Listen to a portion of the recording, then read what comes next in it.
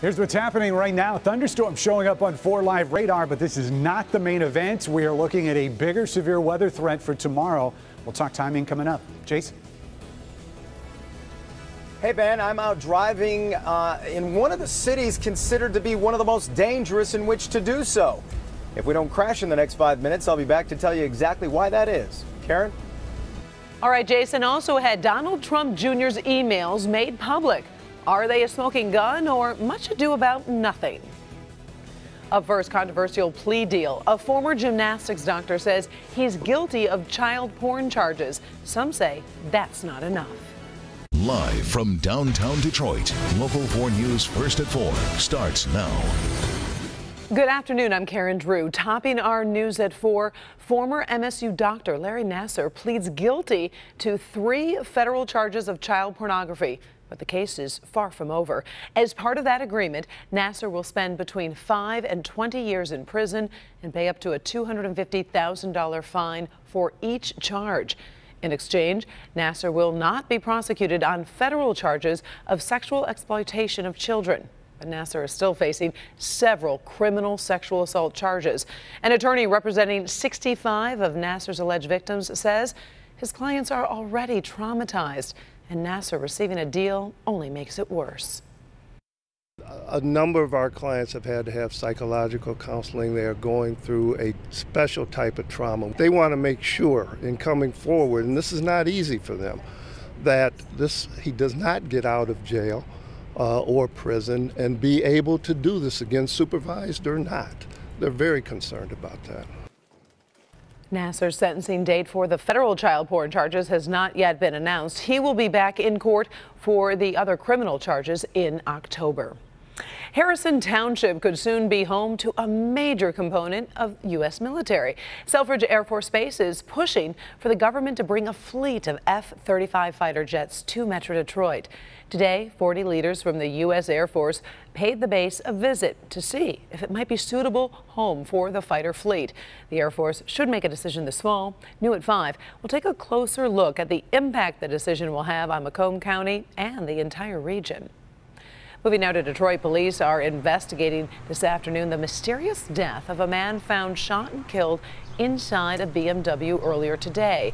This was the scene this morning at Tireman near the Southfield Freeway on Detroit's west side. Sources tell us officers in the area heard the gunshots and later found the victim inside the car. Right now, police don't have any suspects. If you happen to be in that area and saw something, give them a call. Time now for our first look at the forecast. It's been a pretty nice day out there, Ben. No complaints. Yeah, and tomorrow, at least parts of it will be the same. It's just once we get into the later parts of Wednesday, things start to change. Even though on 4 Live radar, we've got thunderstorms out there right now. These are not severe. They are putting down some downpours and definitely some lightning strikes in the southern end of Macomb County. This is south of 59 as everything is headed out towards the lake. So 94, Groesbeck, and some of those north-south thoroughfares definitely going to be a little bit tough to navigate here in the upcoming few hours, or I should say less than an hour. Severe the risk for tomorrow is slight, and that's for the southern end of the state. This is mainly for tomorrow night, and it looks like pretty much all of our severe threats are in play. We'll talk more about that and when it finally comes to an end coming up in a few minutes, Karen. President Trump's son, Donald Jr., is fanning the flames surrounding the investigation of Russia's meddling in the 2016 presidential election. Today, a shocker. Trump Jr. released some key emails about his dealings with a Russian attorney. Mara McDonald is in the newsroom right now with a look at what those emails tell us. Mara. Karen, good afternoon to you. Donald Trump Jr. says he wants to be totally transparent. So after the New York Times published portions of emails the president's son exchanged with a music publicist, the younger Trump posted those emails online, which focused on a meeting with a Russian lawyer with reported ties to the Kremlin. That music promoter, Bob Goldstone, told Trump Jr. that a Russian attorney offered to provide the Trump campaign with some official documents and information that would incriminate Hillary Clinton and her dealings with Russia and could be very helpful to his father. Now, he says it is high-level, sensitive information, but is part of Russia and its government's support for Mr. Trump. At one point in the conversation, Trump Jr. emails Goldstone, "If it's what you say, I love it. Republicans and Democrats in Washington are reacting to these emails. It's a very big deal. It's the first time publicly you see potential evidence that inner circle of the Trump family, of the Trump campaign, having direct contacts with the Russians. Washington is obsessed right now. It is the Democratic talking point du jour. But when I go back to Texas, nobody asks about Russia. A short time ago, the White House released a statement from President Trump in which he said he applauds his son's transparency and described Donald Trump Jr. as, quote, a high-quality person. And that is where things stand right now. Karen, back to you. All right. Thank you very much, Mara. Meantime, the Russian attorney in the middle of all this is talking exclusively with NBC News. What story is she telling? You'll hear from her on Local 4 News at 5. And NBC's coverage continues on Nightly News with Lester Holt tonight at 6:30. Also, right here on Local 4. The U.S. Senate will be working overtime this summer. Majority Leader Mitch McConnell says the August recess will start 2 weeks early to work on health care and other issues. The Senate is under intense pressure to pass a new health care bill. Right now, no word if the House will do the same. If I told you that Detroit is among the worst cities in the nation for drivers, would you agree with that ranking? The website WalletHub analyzed a bunch of factors and found San Francisco is the worst city, followed by Oakland, California. Then Detroit is number 3, worse than cities like Chicago, Washington, D.C., and Boston. So what's the deal here? Jason Colthorpe has the story behind the ratings, and he has been talking to local drivers on what they have to say. Hi, Jason. Hey, Karen, third worst. You said third worst. I heard that right. Do people out there really believe that? Is Detroit the third worst? I mean, that's also behind Los Angeles that you didn't mention. I mean, that's kind of crazy, people who have driven in L.A. So we set out today to find out if this was just another study that dumped Detroit at the bottom of the list, or if this is legit. The most frustrating thing I find driving in Detroit are the potholes and the driving tactic. Yeah, facts are facts. There are some things that make driving in Detroit about as fun as having your gums scraped. The roads. It's unbelievable. There's a giant crater in the middle of the road, and I hit it and blew out the 2 side tires. They're texting sometimes, not paying attention. You know, there's people doing 90 on 94 for no reason, cutting semis off. It's a little bit ridiculous. Okay. That said, is Detroit the third worst driving city in America? A new study by WalletHub puts Detroit 97th out of the most 100 populous cities. I'd be interested to where the data's coming from. Me too. Well, here it is. The 4 main criteria were cost of ownership and maintenance, also traffic and infrastructure, plus safety, and access to vehicles and maintenance. Those are broken down further into 25 relevant metrics, blah, blah, blah, blah, blah, blah, blah. So, but back to the original question here. Do the folks who actually drive this city think it's one of the worst? I'm actually surprised because as an Uber driver, I drive probably 300 to 400 miles a day, and I'm rarely unnerved by driving. I could see that. I've been to quite a few cities, and Detroit is probably one of my least favorite places to drive. I don't believe it. I've drove practically in all of those cities. And Detroit, to me, is one of the safest, less congested cities that I've been in driving. Good point. And when you break it down even further, categories like most hours stuck in traffic, highest accident likelihood, or highest car theft rate, Detroit doesn't even make the bottom 5 in any of those. We don't have a lot of carjacking and stuff anymore. I wouldn't even say we were in the top 25. Yeah, right, like what she said. Now, if you're wondering, Corpus Christi, Texas is the #1 best city to drive in according to this study. But come on, Corpus Christi. So people out there, we want to hear from you. Go to my Facebook page, Jason Colthorpe Local 4, or the Local 4 Facebook page. Tell us what you think about this, because I have a feeling most drivers will, oh, look at this guy. Hey, we're driving here, are like me. This is such a great town to drive in, Karen. Back to you. I knew there was going to be a Jason Colthorpe ending on that one. I just knew it. Stay safe. Keep your eyes on the road. No, what do you mean? I know you, Jason. I do. 10 and 2. 10 and 2, exactly. All right, thanks, Jason. All right, well, if you love shopping online, right now is the time to searching for deals. It is the Amazon effect, and we are going to take a close look at some of the best deals out there, but time is running out. Also ahead, the Olympic competition where everyone is a winner. It looks like the Summer Games will be back in the USA. Up first, a pharmacy fight caught on camera. One punch does a lot of damage, and what police say sparked this nasty confrontation. How? Coming up all new on Local 4 News at 5 and 6.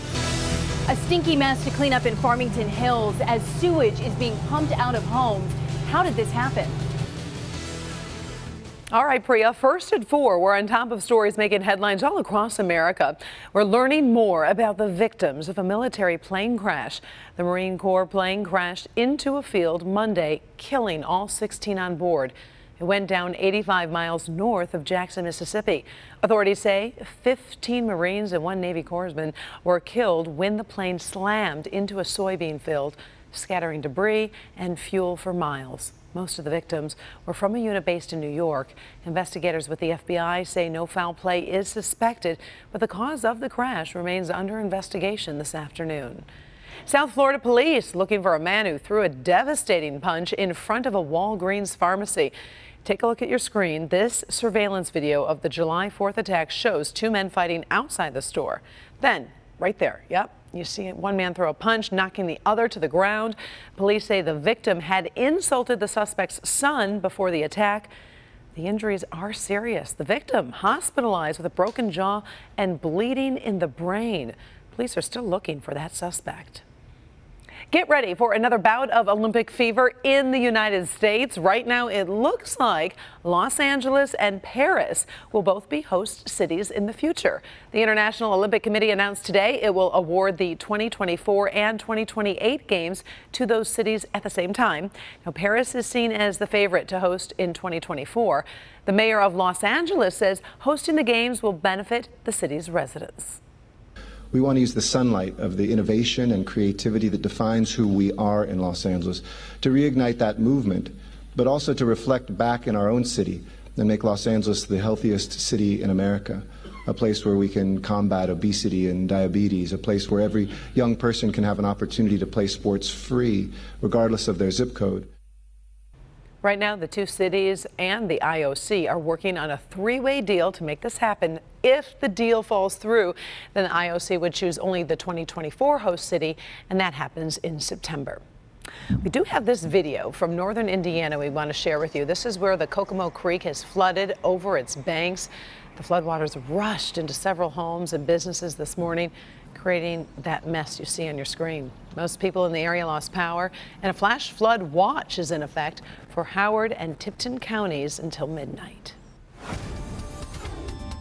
And Ben is back, and looks like we have some showers in the forecast for a little bit, but nothing obviously that serious. Yeah, last night all that stuff went south of us and caused that mess. The stuff that's out there for us tonight is kind of garden variety thunderstorms, but the real threat's going to be tomorrow night. Okay. So we'll be talking about that very shortly.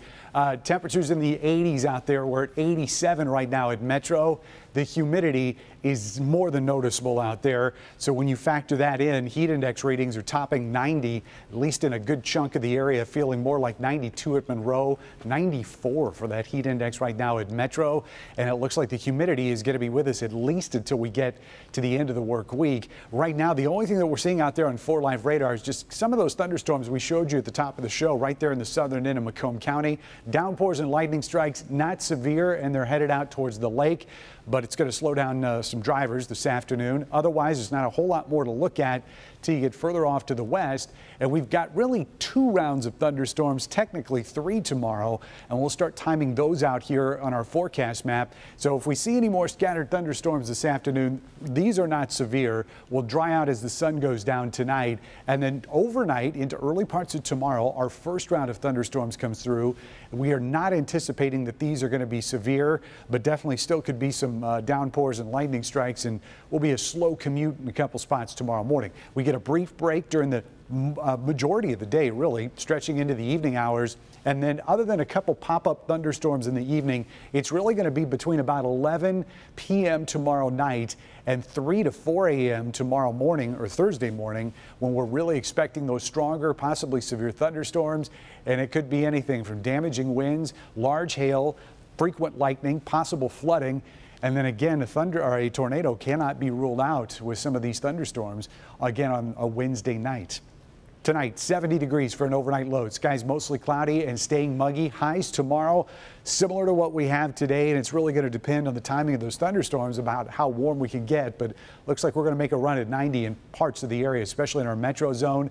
Probably hitting that mark in Blissfield, Dundee, and Monroe, but generally upper 80s in our south zone. West zone could see 90 there at Ann Arbor and Canton, and with the humidity high, heat index readings will be in the low to mid 90s across the area. Cooler here in our north zone, but still warm and muggy, and still thunderstorm chances for everybody tomorrow. Highs will get a little bit cooler going into the weekend, and we finally dry out as we end our thunderstorm chances on Thursday. So right now it looks like Friday through the start of next week's dry. Just some question about potentially Sunday afternoon, but most of that 5-day stretch should be rain-free. Karen. All right, thank you, Ben. Many pet lovers have been spending extra time on social media today. I have to admit, I was doing it myself. In trending stories, it's a big pet party online, and we are going to share some of your photos. First, the clock is ticking for one of the biggest sales of the summer. I will show you some of the best Prime Day deals when we come back.